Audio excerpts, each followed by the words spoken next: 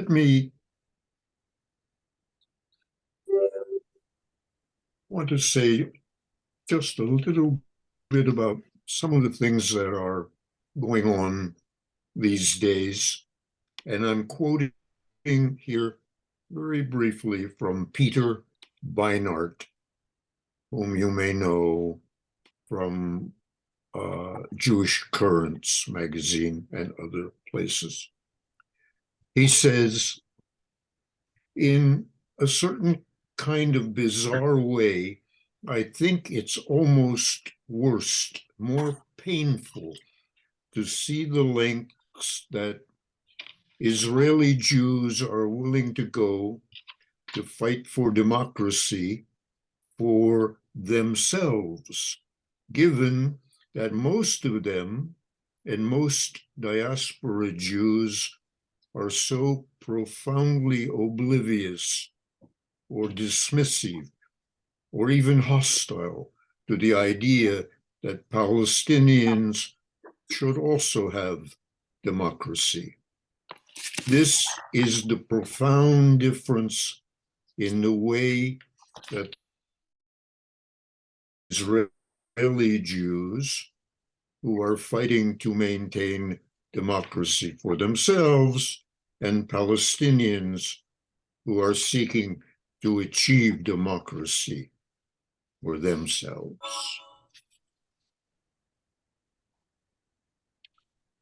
And now for this evening, I want to say that the moment, oh, excuse me, I want to quote first. I want to quote from the speaker, from tonight's guest speaker first. She said, quote, "The moment I suggest a demonstration for justice for Palestinians whose neighbors like Sheikh Jarrah and Masafayata are under threat of being razed by the Zionist occupation, the room goes quiet, save one or two voices. Those who speak up with me, more often than not, are non-Zionist Jews, whom I've found to be some of my best and truest allies." Well, some of them are here tonight. When the members of the JVP chapter read an essay in the recent Humanist magazine by a Palestinian American writer and discovered that the writer was living here in Columbus, Ohio, we knew we had to invite that writer to speak to us. And tonight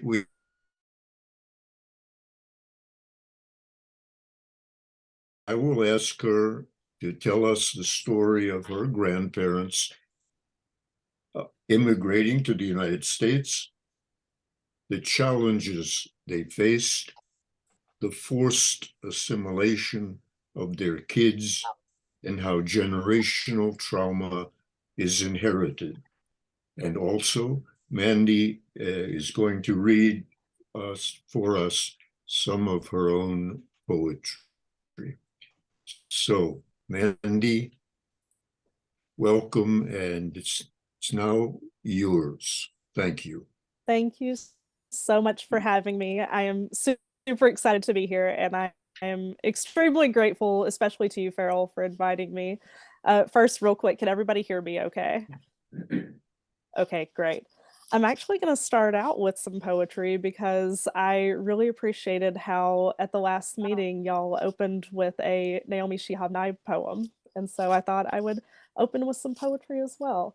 I've got a handful for y'all. Most of these have not been published yet, though some of them are forthcoming in some journals. And then I'm going to tell y'all some stories about my family, and that should altogether take about 40 minutes. Then I'll take some questions after. So, also, I just want to say that I try to infuse humor into things. So, even though we're going to be covering some serious topics, don't be afraid to laugh. It's totally okay.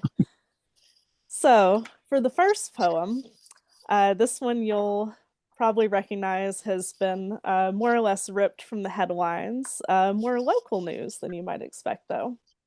It's called "A Train Derails in Ohio and They Still Won't Say the Name of My Country." The way the news anchors talk, it could have happened anywhere. Main Street of small Townsville, north of South and east of West. Let your imagination do the navigating.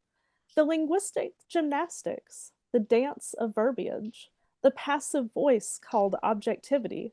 They say Eastern Ohio, rural Ohio, on the Pennsylvania border, voices balking at the town's name. Even though it's not East Palestine as in the West Bank, but East Palestine as in a white man in Ohio who read the newspaper and knew geography from other white men thought it was a neat name. On derailment day, metal beams and railroad ties split the town with fire, leaving chemical miasma in their wake. Broken axle, a penny on the rails, same difference. Bitter particles lodge in throats. Chickens quake and keel during the controlled burn, but the Army says there's nothing toxic about spilled vinyl chloride and butyl acrylate. It's already flavoring the water, already salting the air. Just one of the many moonlit rides through East Palestine, but you only hear about destruction when it becomes disaster. The cameras only turn on when our suffering is entertaining. Our rescuers tell us there's nothing wrong as we watch our nameless world ablaze. At least one Palestine has deliverers and redeemers. At least one Palestine hasn't been forsaken. When one burns, it's not just the will of a cruel God. So I was watching the news coverage and kept thinking about how uncomfortable the news anchors looked when saying the name of the town, and also the notion of what gets covered by the news and what disasters are newsworthy and timely. Whereas, the chemical spill was because it was sudden and unexpected, but what goes on in Palestine every day, people act like that's just the order of business because it happens all the time. So it doesn't get covered as much in Western media. So that's kind of where that poem came from. Real quick, I hear a little bit of an echo. So would everybody mute themselves maybe? Just so I don't know if anybody else could hear the echo. Okay, and I've got another one for you. This one was inspired by a childhood memory at my Palestinian grandparents' house.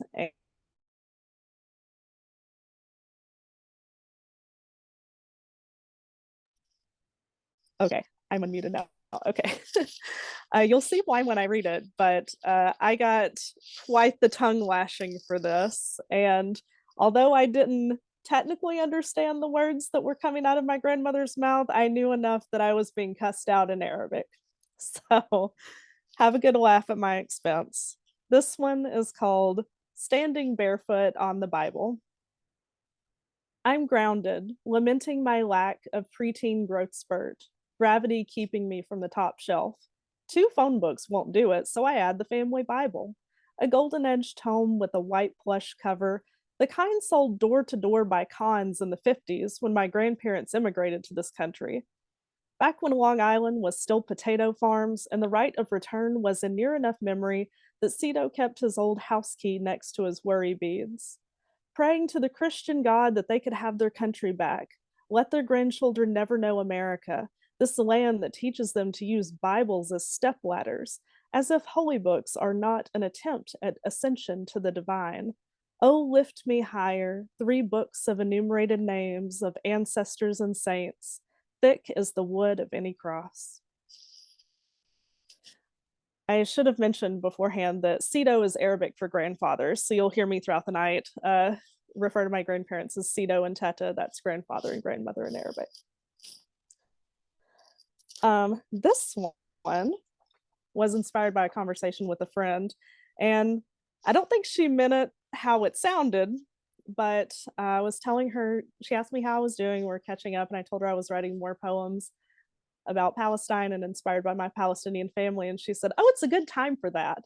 And I didn't totally get what she meant, and I was like, "Oh, is there like an anthology coming out or something? Is there a magazine that's got a call for Palestinian writers? Like, what do you mean it's a good time? And she says, well, people are really interested in that now. And I was thinking, like, they weren't interested before?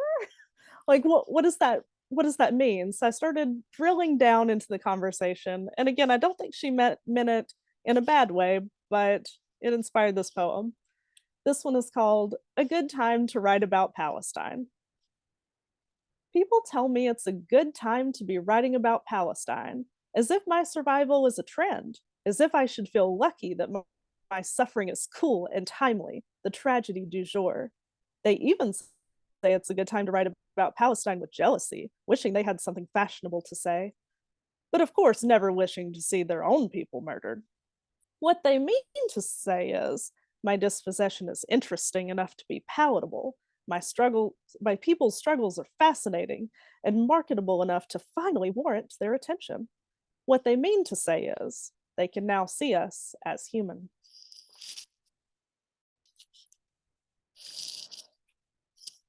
And I've got a funny one for you. Um, I should also mention these are all from a forthcoming poetry collection that I've been working on. And thank you to the Greater Columbus Arts Council, which probably includes most people's in here tax dollars, at least a little bit, for that grant. I've been able to hire a Palestinian American poetry editor to help shape the manuscript, so stay tuned for that. But you can probably hear from my accent that I'm not from Ohio, I'm from Alabama, hence the twang. And Alabama is right smack dab in the Southern Bible Belt. And I always thought it was funny when evangelicals would try to like preach to my family, because I'm like, hold up, Palestinians like invented Christianity. You know, like Jesus is one of us, okay? Like, what do you know about Jesus? So I started thinking, you know, in these kind of humorous and often sarcastic terms about just the intersection of being a Palestinian person in the Bible Belt. And it led me to some funny observations. So I wrote this one in Southern dialect, so you're about to hear me get a lot more Southern, but it's called If Jesus Was Fat. They wouldn't have been able to hoist him up on that cross. All the paintings got his ribs showing, the contours of his stomach undulating from emptiness, a growl heard through centuries of canvas, enough to make you hungry just looking at him. If he had had meat on his bones, ate good like Mama Mary wanted him to, he would have been better off. Might have been able to pull that cross right down, pop that flimsy piece of lumber from the ground, and said, I am thy God. Imagine dying on an empty stomach. Could have been like Buddha, but chose to be a vacuum, a chasm instead. Then have the nerve to make a rule about gluttony when there's nothing about the sin of denying your own body. Like it doesn't carry you through this world. Like it isn't the one thing with you all your days, the one thing they cannot separate away. How am I supposed to believe this skinny bitch can do anything? How can he save me when he can't even save himself? I forgot to mention the warning that there will be the occasional cuss. So apologies for any small children who might be nearby listening to this. The humor has also led me in some sarcastic directions, and I fully believe that Palestinians have every right to be angry about the genocide against our people. So this one is sarcastic, and sarcasm is usually how I blend anger and humor in an attempt to kind of make it more palatable for people to hear. This one is called The Great Palestini. If it was magic tricks you wanted, why didn't you just say so? Wait until you see the rock become a bomb mid-throw. That one doesn't go over as well as parties as turning water into wine. Oh, to be as powerful as they think we are. Speaking of water, walking on it is easy when the moon draws shallow the sea. Nowadays, we don't walk on water, we just drown. But we'll say it's an optical illusion, the same as using a rifle as a telescope to see targets instead of people. Our shell-shocked men shot through don't rise in 3 days like they used to. Riddling us with bullets prevents that whole coming back to life thing. So inconvenient. My, how we pine for the good old days. Too bad everyone's favorite Palestinian was from the last millennium. After all that begetting was begotten in the beginning, it's been downhill since then. Genocide is such a buzzkill.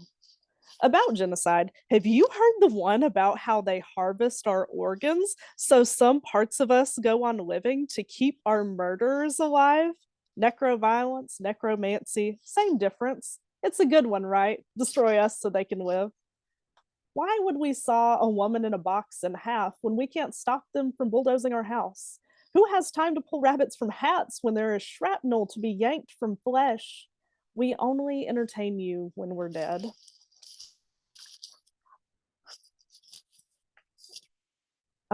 Following that one, kind of a companion poem.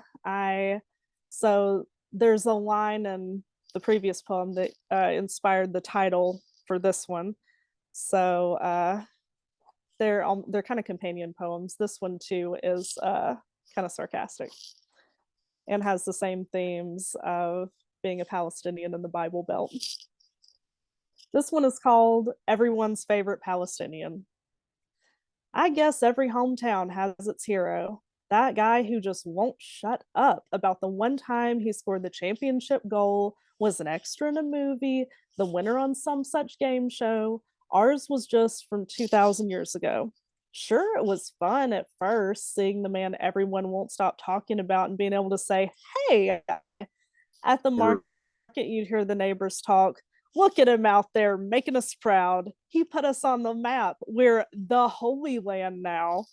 Some of us knew him way back when, the days when he was just a kid from somewhere. Aren't we all? Nothing special about that. My great, great, great times 35 grandmother used to babysit and said, despite what the songs about his birth say, some crying he did make.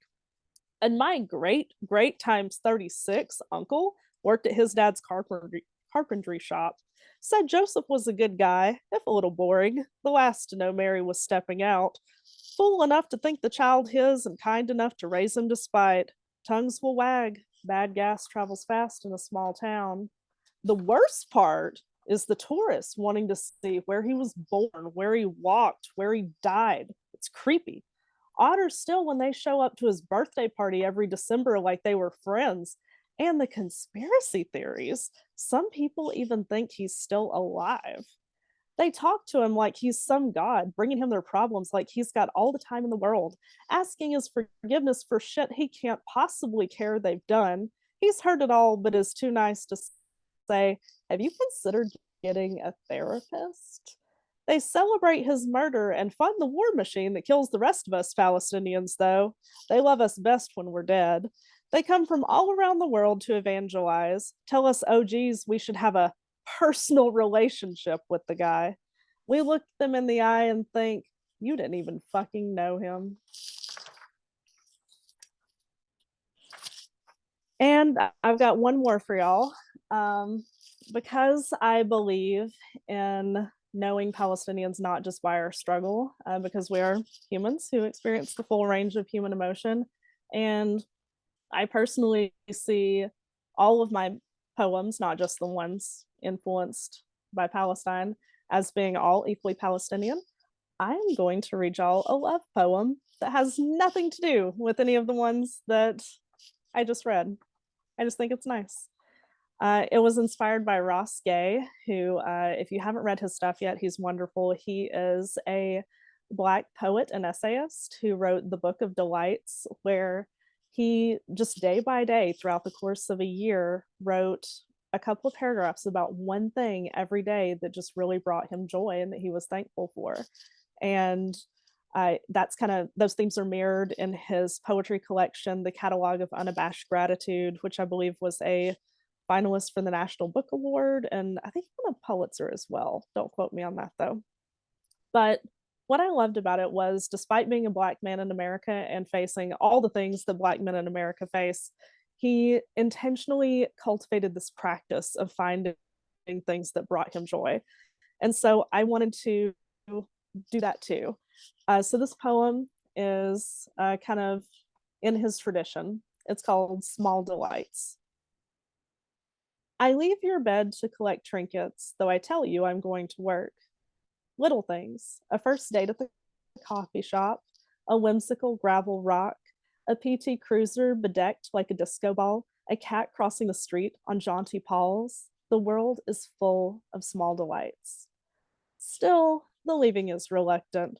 What I wouldn't give to lay my head on your chest and curl my legs in yours, pretending clocks don't exist, we don't need money, and the boss won't mind.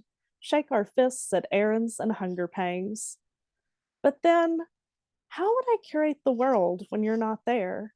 How would I see the little things, the poster for lost keys, the ticker tape of autumn leaves, the plastic dinosaur dropped in the parking lot, and think, I can't wait to tell you this.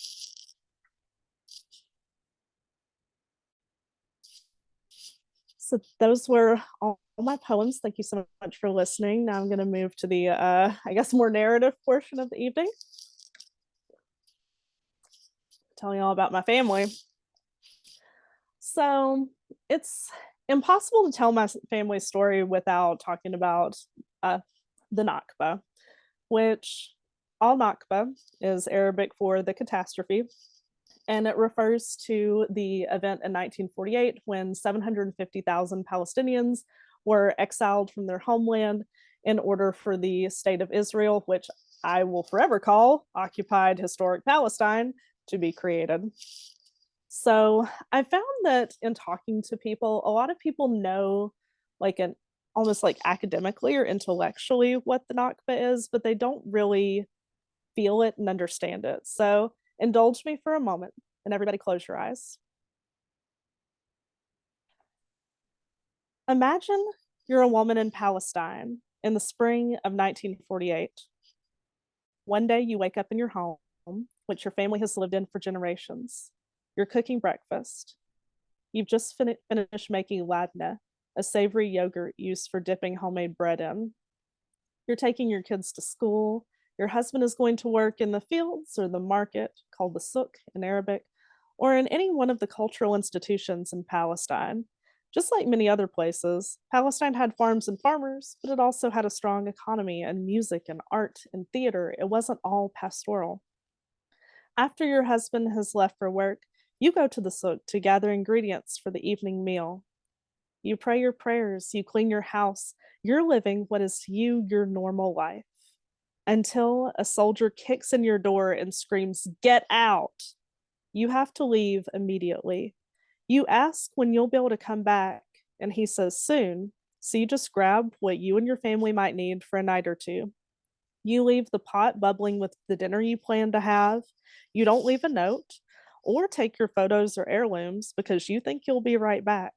The next thing you know, you're hustled down the street and into a large crowd where you have no idea where your husband and children are. There are soldiers everywhere, and they tell you to march and keep marching. Your feet ache, and your back is sore from carrying the few belongings you were able to pack. You're settled in a refugee camp, maybe in another part of Palestine, or maybe as far away as Lebanon. Wherever you are, it's unfamiliar to you. It's not your home. And you still have no idea where your family is or how you'll be to go back home. Imagine how scared you are. Imagine how fragile you feel. How your entire sense of what your life is has been uprooted in a single day. While the Nakba didn't displace every single Palestinian, now imagine what life was like for the ones who are left behind.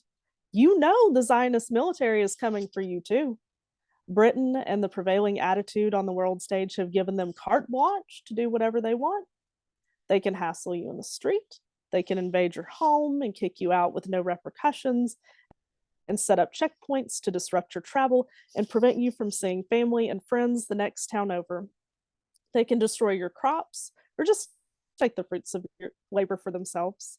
They can prevent you from accessing medical care at a hospital or kick you out of the hospital before your treatment is finished if one of their people needs treatment and there's not room for both of you. Any generational wealth you accumulated can be ripped away at any moment. Any equity and ownership in the land or in your belongings no longer matter. For the Palestinians who remain, at least for the time being, you wonder, how can you live with this uncertainty? How can you plan for the future? How do you dream? How do you go on knowing that at any moment the Zionists could come for you too? Now open your eyes. This is where we meet my Sido and Teta, Arabic for grandfather and grandmother. Their names are Yusuf Shunnarah and Ida Sheeb, but they're not my grandparents yet. They're just teenagers and they're still courting. Now, there's a whole courting ritual in Palestinian culture. Typically, the families have known each other for a while and they're kind of angling for the kids to get together. So there's a list of potential suitors. From there, the men and his family come to the home of the woman and her family, and she serves some tea. And the whole time, his family is judging her manners and dress and her serving skills and the taste of the tea to decide if they think she'll make a good wife for his son. But lest you think that the women don't have a say in this, they do. If she doesn't like the man, she might dress poorly, speak out of turn, generally be rude, or just serve them bitter tea. That's enough to get the point across. My Teta was said to be exceptionally beautiful. Unfortunately, there's a lot of colorism in Arab communities, not just Palestinian, throughout the Arab world. And my Teta happened to be fair skin, light brown hair, green eyes, all things that I inherited from her. So she had her pick of suitors. But what drew her to my Sido was his intelligence and ambition. He looked around and saw what happened with the Nakba and figured things were not going to get better, at least not for a long time. And so he promised her that if she would marry him, he would take her to America, he would buy her a big house, she would never have to work outside the home, and that any kids they had, they would live well as a family. And that sounded really good to my Teta, so she agreed to marry him. Now, at the time, the US had a pathway to citizenship where you could serve for 4 years in the military and get your citizenship. And so Sido enlisted in the army, and he thought, surely after World War II being in such recent memory, there's not going to be another war. And that was when he learned the first hard lesson of his new country, which was there is always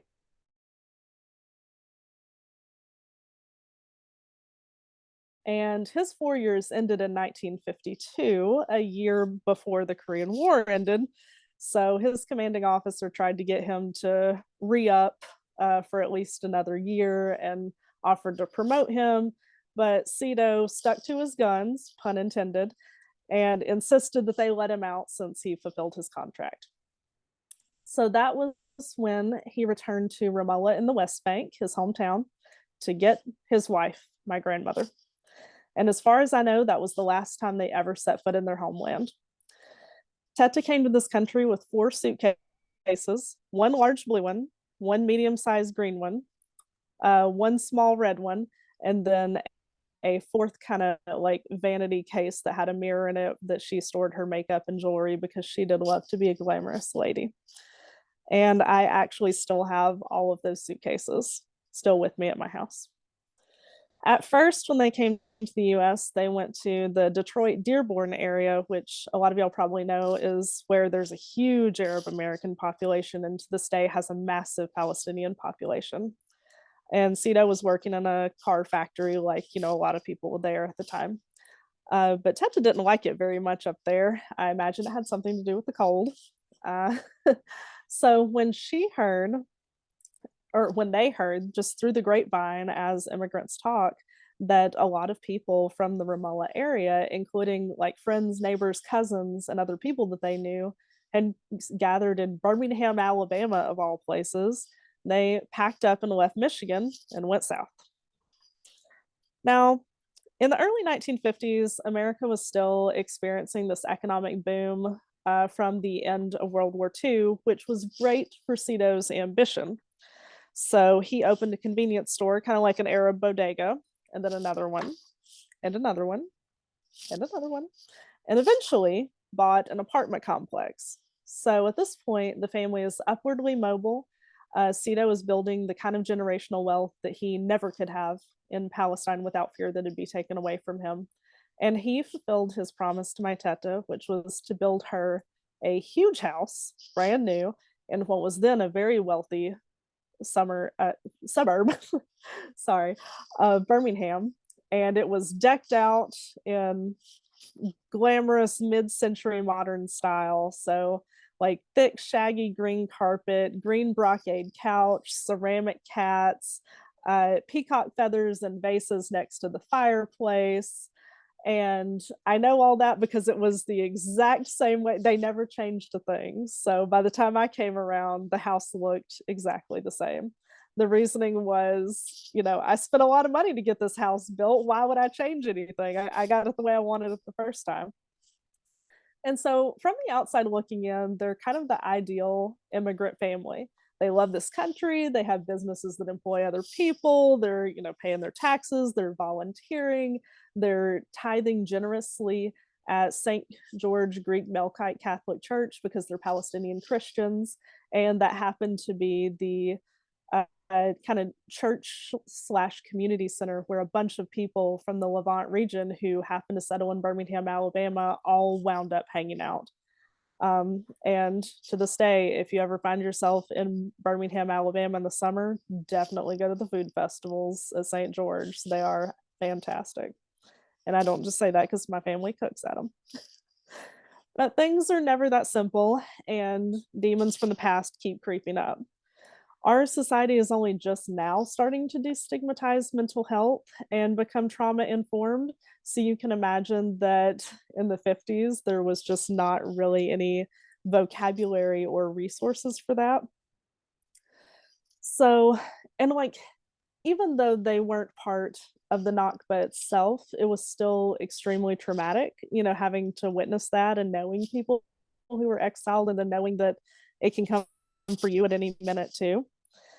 And they didn't have tools to process their trauma, so they tamped it down, which we now know not only doesn't work, it's extremely unhealthy.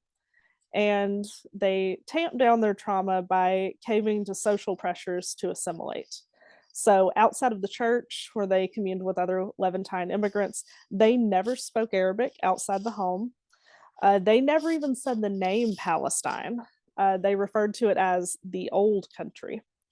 They never lost their accents, but if someone asked where they were from, they'd respond, "I'm American just like you." And if the person said, "Yeah, but like, where are you from originally?" They'd say, "I live in Midfield. I have grocery stores at Inslee. You know that apartment complex across from the McDonald's in Irondale? I own that." The goal was to dodge the question, prove their Americanness, and show that they had some kind of social status, that they weren't, quote unquote, freeloaders.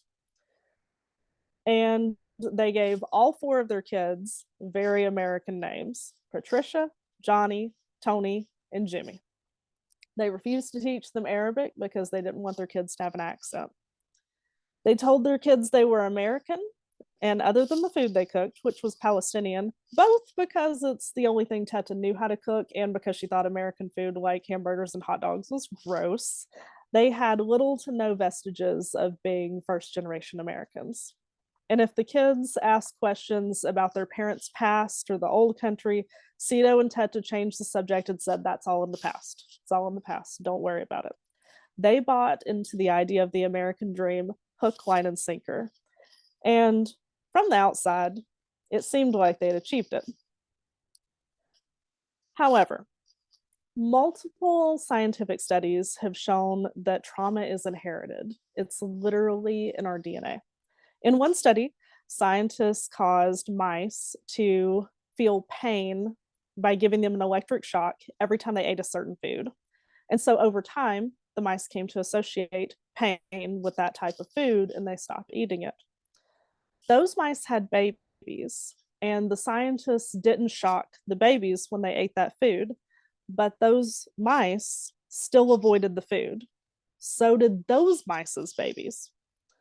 Even though that next generation and the generation after that of mice had no exposure whatsoever to the pain of the electric shock given for eating that food, they still refused to even go near it. And it proved that the warning about the food got literally encoded into their DNA in a single generation and continued to be passed on. And it didn't go away after the second generation or the third. The memory of pain and trauma doesn't go away. And scientists have called this transgenerational trauma. If mice can inherit trauma, imagine how that's true for humans. We live a lot longer. We can communicate. We have long memories. We tell stories. If we pass down other traits and wisdom, why would we not pass down trauma too? In most animals, the inherited memory of pain is beneficial because it keeps them alive by making them avoid what would otherwise hurt or kill them. But in humans, transgenerational trauma manifests as depression, anxiety, addiction, and other mental illnesses that can plague people for life. Science has shown too that mental health issues are often inherited. So mental illness is a form of transgenerational trauma. The studies on transgenerational trauma that have been done on people or with people, don't worry, it didn't include electric shocks, but has been done with storytelling studies using Holocaust survivors and their descendants. And scientists have found that the trauma of that experience was in fact passed on genetically. Palestinians are human too and experience the full range of human emotions, so it shouldn't be hard to believe that our trauma from the Nakba is passed on as well. And therefore, it shouldn't be hard to understand how one Holocaust does not justify another. In my family, transgenerational trauma manifested in a couple of ways. For example, Teta was afraid to leave the house, probably because the beautiful house she had felt too good to be true. And she was afraid that if she left, even for a brief moment, that some colonizing, occupying force might come in and take it away from her. She crossed oceans and continents to have her world be relegated to home and church. Cito was controlling and had anger issues. He was an extremely strict parent and made all the kids be at home and in bed by 7:30, even as they were teenagers. I was told through multiple aunts and uncles and my father that he was extremely hard to live with, and there was a lot of conflict in the home. My father got into a car crash at 17 and became addicted to opioids in the 70s, a time when opioid addiction was not part of the national vocabulary. And after opioids, he fell into alcohol and wasn't able to hold a job. He then became abusive and beat my mother and me repeatedly. And eventually, my mother divorced him. He never received help, never went to rehab, and was never able to shake the habit. A couple of years ago, I got a call that he had died. He had put a gun to his head and pulled the trigger. Suicide is the terminal manifestation of mental illness. This, of course, is the abbreviated version. Trauma is always more complicated than any summary can provide, but all this leads to me. This is my inheritance: confusion, mental health issues of my own, and a lot of questions. I've always been curious ever since I was a little girl. So after Cito and Teta mentioned the old country one too many times, I thought the literal name of the place they had come from was the old country, capital T, capital O, capital C. And so I asked Cito to show me the old country on the globe because I never heard of a country by that name in school. But he couldn't show me because the globe said Israel, and I didn't understand why he was so upset. Cito and Teta never said the name Palestine, but eventually I figured out that's where they're from. I think I figured it out actually one day when Teta was telling me Bible stories and she mentioned having been to Nazareth and Bethlehem. And I was like, hold up, wait a minute.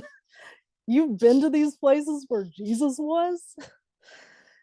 And because Cito and Teta didn't teach their children who they were, my father didn't teach me who I was either. I've learned more about being Palestinian from Google and other Palestinian people than I on social media than I ever did from my own family. But in doing so, I've learned that I've inherited some good things too. In the same way that trauma and mental illness are inherited, perhaps so are passions and talents and personality traits. In many cultures throughout the Arab world, including Palestinian, poets are revered. They're kind of up there with doctors and lawyers and engineers. And Palestinians are also intensely creative. Between tatrees, which is a traditional form of embroidery, wood carving, soap making, painting, ceramics, and cuisine, Palestinians are highly skilled artisans. Palestine also has a rich tradition of folklore and storytelling. Maybe in the same way I inherited my green eyes, my anxiety, and my depression, I also perhaps inherited my gift of hand sewing embroidery and my passion for stories and writing. And maybe one of these days I can get my Southern accent to cooperate and I can finally learn how to speak Arabic. Thank you all for listening. I'm happy to take questions and answer any questions you have. Oh, thank you, Mandy. Wow. Goodness. Well, I'm delighted that you were able to come this evening, and I'm sure you might have some questions here or some comments. So maybe we could raise our hands if we want to do that. Take your time. I'm really delighted to see some of my good friends here tonight. Michael, speaking of Michael Greenman, yes. Two questions. That was very, very interesting. I was puzzled about the Nakba itself. You said soldiers came and told people to leave. Who were these soldiers? Were they United Nations or were they? Definitely not United Nations. No. Where were they? Who were they? The British. I mean, because it was already mandate Palestine, so a lot of them got deputized, basically. It was the Israelis too. Yeah. Of course, most of the work was done by the Israeli, battalions. There were various, military groups working with. They were all Israelis, different military groups. They had different projections as to what they wanted to do, but they all wanted the Palestinians out. And so, but this was before the creation of Israel, right? Pardon? Yes, after the creation of Israel. This was after. Okay, so Israel. Yeah, primarily after. Okay. And the other question is about your grandfather going into the American Army. I thought, well, they'd moved to the States and therefore, and he was drafted there. But you suggested that he was inducted in Palestine and then fought for the United States in Korea. Yeah. So at the time, you could, they would take anybody from anywhere in the world. If you agreed to join the military, they would let you, fight for the U.S. And then you got to live there and be a citizen. So he went to the U.S. for training then, and then from there to Korea. Mm-hmm. Wow. Yeah. Mandy, I don't know if Mahmoud wants to say anything about that, having been, in the military, as well as Michael. Mahmoud, I don't know if you... I think he went to break the fast. Oh, yeah. Okay. It's maybe he did. I'm sorry. Something in the chat. Yeah. Okay. Anyway. Oh, I didn't notice that. I'm sorry. Thank you. Another question. Mm-hmm. Or comment. That's it. Yes. Charlene. I'm just so impressed by the depth of insight and the clarity and the concision of treading so much trauma and psychological insight and information from studies. It was just so seamless the way you moved from this perfect life that your grandparents were living to what lies beneath. Thank you. And I mean, and it on the one hand, it makes me frightened that we can never get past because it's encoded in our genes. And I see it in my people. And that makes it feel so impossible to get beyond. However, there are people who do get beyond it, and who knows what the reason is. I don't really understand the whole thing. I don't have a great answer for you, to be honest, but I can say personally, I've been in therapy for a long time, and I've read a lot of self-help books, and I'm just doing the best I can every day. Yeah, yeah. And there are psychological syndromes of children of Holocaust survivors. They tend not to have children statistically. You know, some do, of course, but the trend is to have a certain set of realities that follow in their life. So, yeah, wow. But it was just lucid. That poor, and so open and so honest and vulnerable. Thank you. I have a question. Yeah. Who is Hi, that? Mandy. I'm a friend of Mandy, so this was Oh. very cool. Like a new friend of Mandy, so it's fun to like learn about you in this way. So, I know that you said you learned a lot about like your Palestine like origin and stuff like from Google, but like, have you talked to any other like cousins or family members? Is anyone else as interested in this as you are? And have you been doing like family history? Because my mom, she is the family historian. Like there's always one in every family. So are you that person? Have you been able to like find out more, even though your grandparents didn't divulge too much? How's that been? Yeah, so I've been in contact with like one aunt in particular who is like the family historian. I would like to be the family historian, but it's not me. It's my aunt Nabila. So she and I have been in contact, but it's also kind of dicey because nobody but her seems to even like talking about any of the stuff, especially like the trauma aspect. Yeah. And it just like I think people still want to believe like, no, like look at their businesses and the big house and everything, and it's still like just all the dirty laundry gets swept under the rug, because it's more socially acceptable to not have your dirty laundry exposed.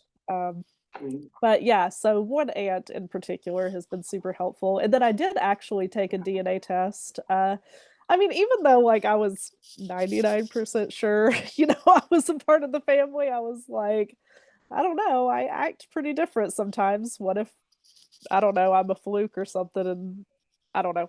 So my mom had her first husband. I found a picture of him by accident, and I realized that he and I look a lot alike, and he's not Palestinian, and that really weirded me out. So I got the DNA test to confirm I am in fact Palestinian. But through that, it connected me with some other family members that are more distant. So I have chatted with them on Ancestry, and yeah, it's been an interesting journey, and I'm still learning more all the time. Like I just got an Ancestry notification a couple of days ago. It was like, you have a new DNA match to explore. And I was like, really? So Thank you. I think Wes Thompson has Yeah. a question. Did you have your hand up? Well, a very short comment. This field of epigenetics, the passing on of experience from generation to generation. I'm no expert on it, but what little I have read and studied on it indicates that researchers are hoping to be able to produce positive experiences that are healing from generation to generation. So let's hope their work bears fruit. yeah, that would be really great. And I think that would be incredible because in learning about this and reading more about it, and you've probably heard this already, but I'll share for everybody. So humans have what's called a negativity bias, and it's basically that we are genetically predispositioned to hold on to negative experiences more than positive experiences, because remembering the negative experiences is what has historically kept humanity alive. Like if someone in your community in your village got eaten by a tiger, then you learn pretty quickly tigers are dangerous. You should stay away from them. And that knowledge gets passed on through the generations. But positive experiences just don't code in our genetics the same way, unfortunately. So I will be very much looking forward to the day when science figures out how to do that. Great. Jessica, did you have your hand up? No, I'm sorry. Okay. Connie does. Oh, Connie. Good. I didn't see that. Connie. Yeah, Mandy, thank you so much. I mean, this was really wonderful of you to hear your stories and your poems. But I'm wondering, do you ever think you might want to go visit the West Bank and see Ramallah and Bethlehem and Nazareth and all these neat places? I would love to. That would bring me endless joy. I hope you can do that sometime. Me too. And anytime you want to demonstrate, I'll be glad to join a demonstration with you.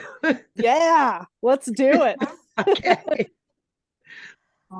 Thank you, Mandy. Yeah, thank you. It looks like there are also some comments in the chat. Let's see.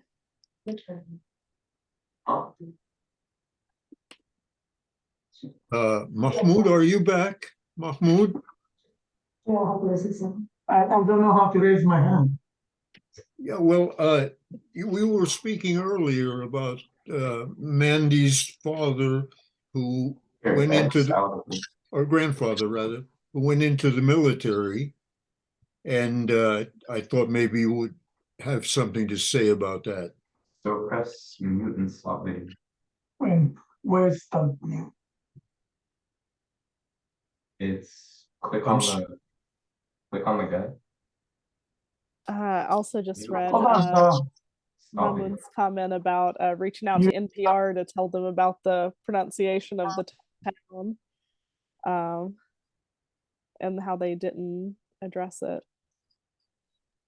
But yeah, it was just wild, like watching and like listening to the media on the radio and the TV news pronounce the town's name in very different ways, almost like they were like too nervous to say it or something, or even just to do like a simple Google search of like, here's how to pronounce this town's name, and it clearly just made people nervous. I was puzzled by that also, but then they interviewed local residents who pronounced the town Palestine.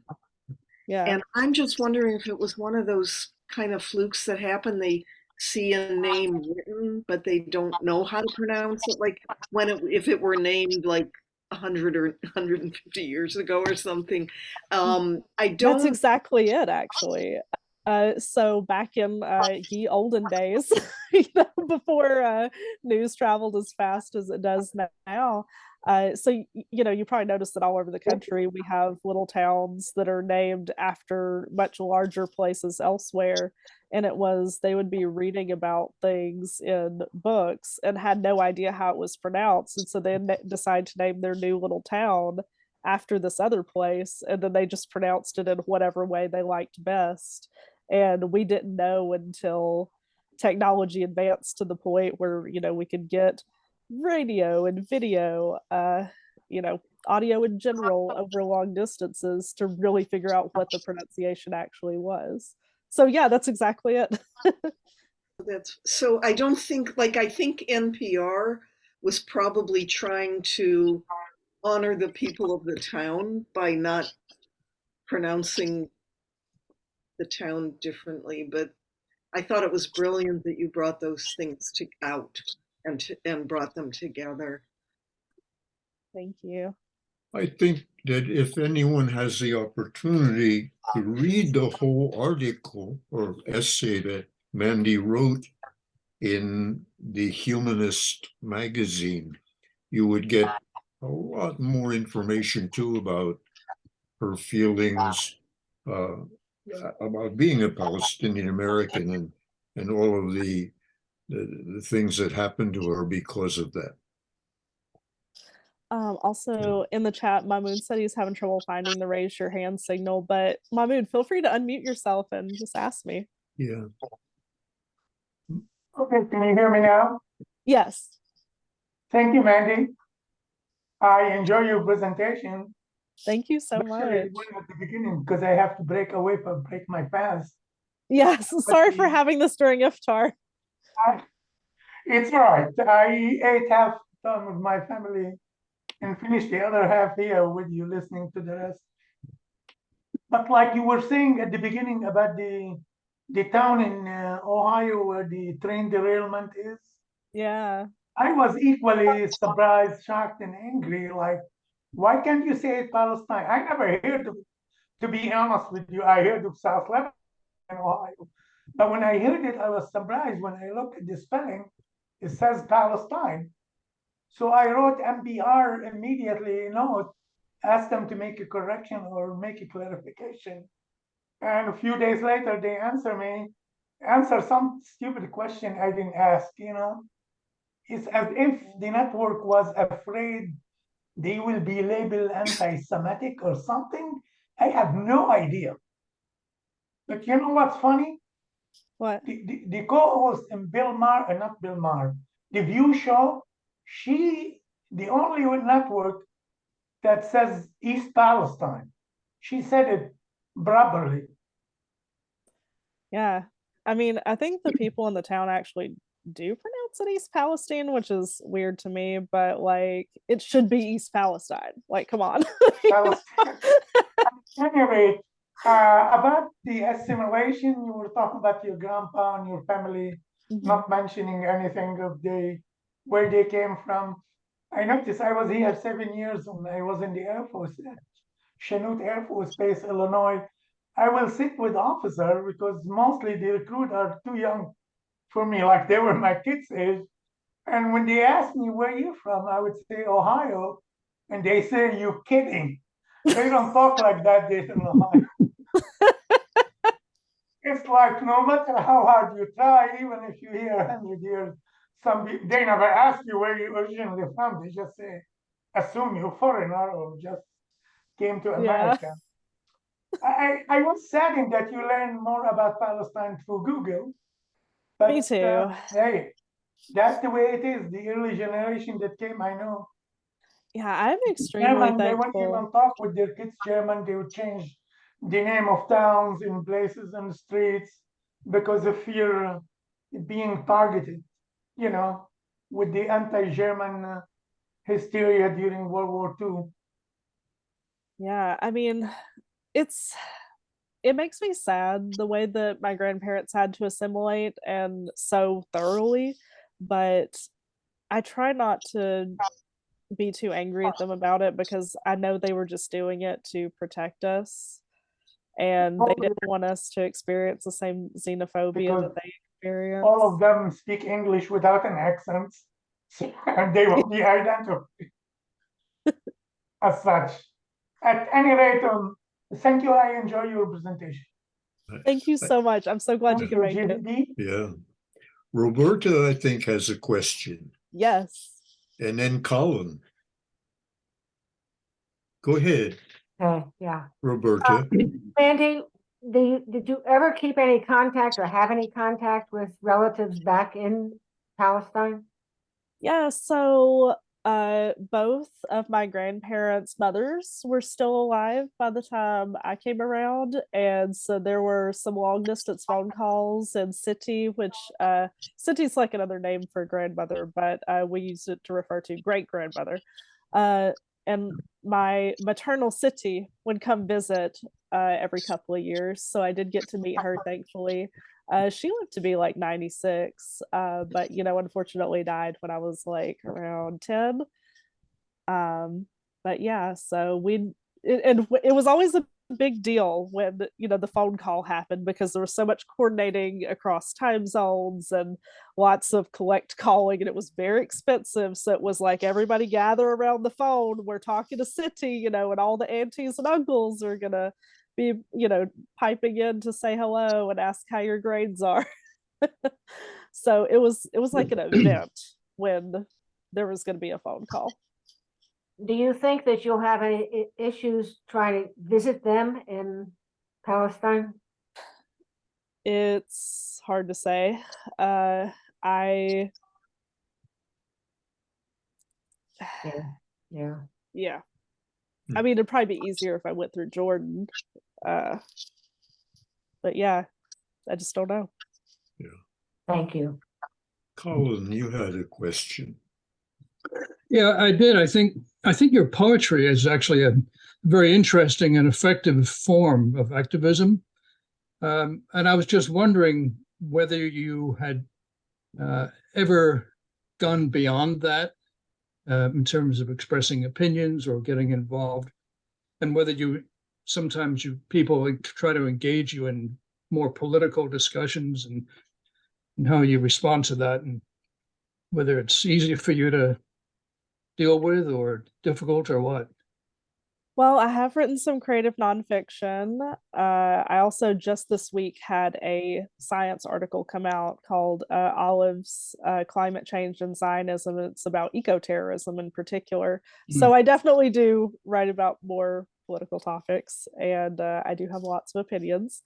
And I know that I wasn't taught any of this stuff in school, so I assume that most people weren't either. So when people engage me, even if it's in a unsavory way, I try to give them the benefit of the doubt and send some educational resources their way. But I have also gotten death threats and rape threats, and I obviously cannot be expected to deal with that. So at that point, I just block and mute and delete as a means of self-protection, because if they're not engaging me in good faith, I am not going to let them get to my mental health, which, as we've already discussed, is not the best. Thank you, medication and therapy. But, I try to have grace for myself and realize that I'm just one person and I can't educate all the assholes of the world, unfortunately, nor change their mind. But when I have the energy and if they seem willing, I will certainly try. Thank you. Thank you. Yeah, Mahmoud, you have another question. Can you hear me? Can you hear me now? Yes, go ahead. I don't know if Mandy mentioned if she ever been back to Palestine to visit, or if she's not allowed, is it because she's affiliated with Jewish Voice for Peace? Because I don't know. I think last time I remember that Israel labeled the organization as terrorist organization. I don't know if it's Israel or ADL, the one who did. Go ahead, Mandy. I have not tried, partly because it's expensive to get over there. They might send you back to the US if you. I mean, I've definitely heard of, there are several Palestinian writers that I really like, and they have talked about trying to go visit family and immediately being sent back. Like Randa Jarrar is one of my favorite Palestinian authors, and she tried to go visit her sister, and the minute she got off the plane, they're like, nope, you gotta go. And I just think about, it would almost be worse to try to visit and be sent back than to not try. It would. Expensive as well. Oh wait, what? Sorry, what? It would be very humiliating and very expensive to go there and be sent back the next day. Yeah. Yeah. I mean, one day I think I'll try, but for now it's not the cards. Jewish Voice for Peace allowed to go to Palestine or Israel? I know that some of the leaders of Jewish Voice for Peace were not allowed. Right. They were not allowed to go. Now, I don't know about members of Jewish Voice for Peace. Really, I have no idea. We'd have to find out from someone who tried. But I'm just curious. That's all. Well, and honestly, right now, with the government of occupied historic Palestine being what it is, I'm less inclined to try right now. I wouldn't. That'd be like fishing in the dirty water. You don't know what you're gonna get. Yeah, exactly. Like, I don't know that there's ever been a great time, but now seems worse than usual. Save a trip back home. Somebody Move to else. Alabama. I'm sorry. Somebody else had a question? Well, maybe not. Maybe not. Oh, Colin hasn't. Colin had Well, one? Yes. A thought occurred to me, not for the Yeah. first time. When you're talking about the pronunciation of place names in strange ways, you know, here in Ohio, we live in a state that has places that are called Bellefontaine and Toledo instead of Toledo, and it could go on, right? But I always, when the Palestine thing started, I thought, gee, they're starting to get it right. Now, am I wrong about this? But isn't the Palestinians are going to say Philistine? No. Yeah, Philistine, right? Palestine. Yeah, and then I don't say the P because it's not in the alphabet, right? Right. It's right. yeah. So Yeah, I think Palestine is technically like colonizer pronunciation. It's just the one that most people know. yeah, I think you can thank the British for starting Palestine. Yeah, They do that with all the place names. They screw everything up. they really do. Like, Yeah. I remember learning that Mumbai and Bombay were the Oh, same yeah. place, and I was like, "What? Really?" You know, they do it. I mean, all my relatives, most of my relatives are from the UK. That's where I came from. And it's always frustrating to me, who had most of my education in America, hearing their pronunciations of almost anything that's not British. You know, it's like hilarious. And so I thought, Eastern Ohio, Palestine, God, somebody finally got it right, or at least close, you know. Closer. As close as they can get, probably. Yeah. I mean, and the funny thing to me is that, you know, and of course, this probably wasn't widely known, you know, back when the town was named, but Arabic is a phonetic language. If you know how to read it, you pronounce everything right. Palestine. Yeah. Yeah, English, on the other hand, is a problem when it comes to phonetics. Right. Well, I just learned something. Thank you. Arkansas. What was that, Roberta? I just said, I just learned, I didn't realize Palestine was the proper Well, word. it's more with an F. It's like Yeah, Palestine. Philistine. Yeah. Philistine, yeah. Like Palestine. the old biblical word, PH. That's kind of Philistine. Yes. Did someone say something? I missed. Charlene, or I didn't know if you said something. Hello? Anyone else? Okay. Yes. Somebody has a hand up. Jessica. Is that a hand this time? Yes, go ahead. Oh, you're Sorry, I muted. struggle a little bit with the computer. Okay. Would you mind sharing some books that you would recommend for learning specifically about the occupation?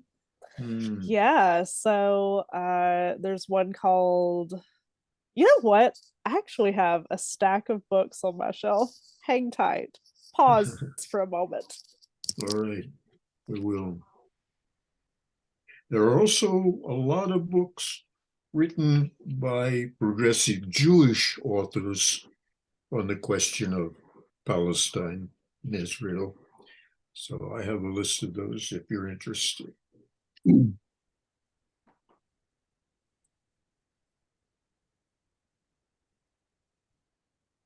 And I thank all of you. Jessica, Yes. you're muted, hon.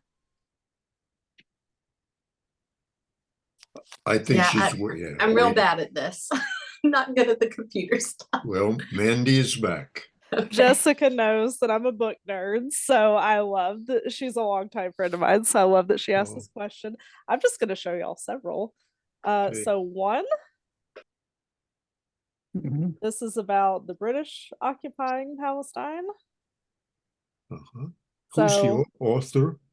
it is Laura Robson or Robson. This is a academic book, so it's a little more dense, but don't worry, I have some more easy reading ones coming soon. There is also this one. This one's been around for a while. It is one of the What's the name again? One Palestine Complete. This one was an award winner, so a lot of people have read it over the years. I think it came out, I want to say in the 90s. Let me see.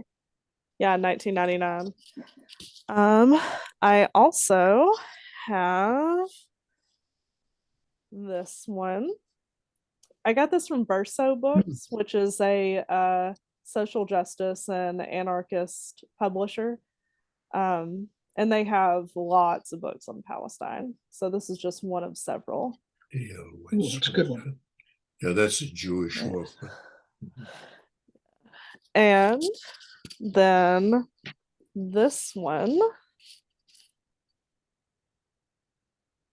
These are like firsthand accounts of what it's like living under occupation, which, you know, of course, they would tell it better than I ever could. Can't read the title. Oh, sorry. Palestine Speaks. Palestine Speaks. And the subtitle is Narratives of Life Under Occupation. And it's an anthology. So I'll like.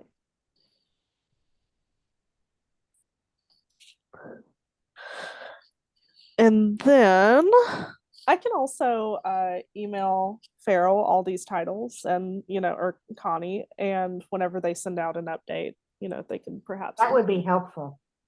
Yeah, there's this one as well. Very good. Very good. That's a good one. That's a Rashid classic. Khalidi. Excellent. Question. Mimi actually, has a question. Oh, real quick, I have one more, and sorry. it's actually my favorite. Okay, so there's this book series called For Beginners, and it is all nonfiction, and it's in graphic form. So it's like a comic, but it talks about serious topics, and it puts it in a very easily digestible, bite-sized format. And I love recommending this to people because it is so easily accessible. Who is the author? It is Ron David. And he's written a couple of other books in this series. Honestly, the For Beginners series in general, I've said many times that I'm going to buy the entire catalog, learn everything, and then go on Jeopardy. So highly recommend that entire series. But yeah, so those are just a couple of really good ones. Wonderful. And somebody else had a question. Mimi had a comment? You're muted.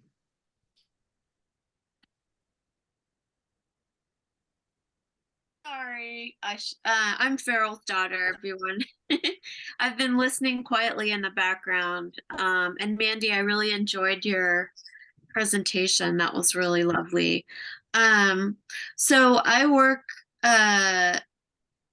partly in film, and I'm just curious, like I used to program I used to work on the Iranian Film Festival in California, and I know that a lot of Iranians would come because it was their way to connect with their homeland if they had, you know, if they were like immigrants or exiles or couldn't return. And I know sometimes they would bring their children who'd never been. So I guess I'm wondering, do you have any favorite Palestinian films? What's your connection to Palestinian cinema? So I'll admit that I don't watch a ton of stuff. That's okay. I don't know. Put you on the spot. No worries at all. No, I normally just watch like 10-plus-year-old sitcoms as I'm watching dinner, if anything. But I will say, MISNA, which is a nonprofit in the Twin Cities, does have an Arab Film Festival and a literary magazine that is really, really cool. There's also, and I just found out about this, it's called Masra Cleveland Al Arabi, and it is a Arab American theater group, and it includes everybody from recent immigrants to third generation Americans. They do a lot of bilingual stuff. And then also, brand new, the Palestine Rights Festival is in Philadelphia, and it is like the only North American festival that celebrates Palestinian literature. I will be there in September, and I'm super excited. So I know that doesn't totally answer your question, but there are some festivals and events. I'm just admittedly very ignorant about Palestinian cinema just by nature of not watching a lot of stuff in general. That's okay. No worries. And thank you for that. I can send you some suggestions of I would love that. my favorite Palestinian directors' films. Yeah, I did watch Mo on Netflix, which that was the first time I had, ever seen like Palestinian Americans on TV, not on the news. And I cried happy tears. And it was also interesting because I don't speak Arabic really, but growing up, I would hear my grandparents speak it in the house, and I had I could understand what they were saying, even though I couldn't speak it myself. And after a while, listening to the mom in the show speak Arabic, I didn't have to read the captions anymore. So somewhere way back in my subconscious, I was like, oh, I do actually understand. Like 3 episodes in is when it hit me. So that was a delightful feeling. That's great. Thank you.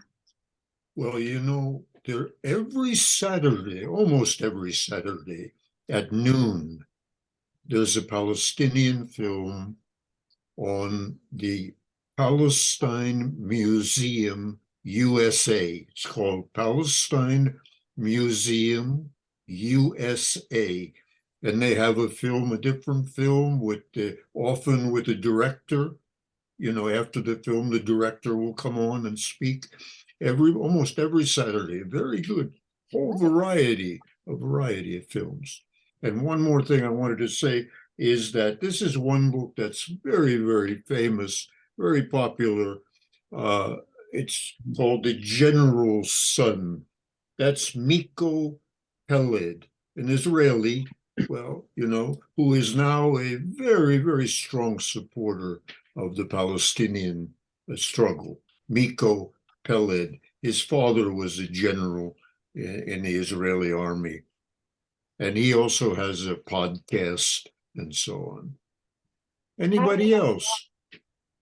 Are you going to make a listing of those books, Farrell? Yeah, I'll send my list to Brody or Farrell. Yeah, my email, if you wish, is Farrell. That's FARRELL, Farrell, B as in Brody, B at earthlink.net. So if you send me your name and I get Mandy's list, I'll be very happy to move that to you, to anyone. Well, are there any final thoughts before we go? Or is everyone? I just want to say thank you. Yeah. Thank y'all for having me. I super appreciate it, and I really enjoyed this, and all your questions were fantastic. That was wonderful. I would just like to say this to conclude then, if that's okay. Sure. As a Jew and a member of Jewish Voice for Peace, I am beyond tired of hearing excuses from the community, which is blind to what the Israeli government is doing. For too many, whatever Israel does is right, and whatever Palestinians do is wrong. This is simply not the reality of the situation. So thank you all for attending, especially for Mandy. Thank you.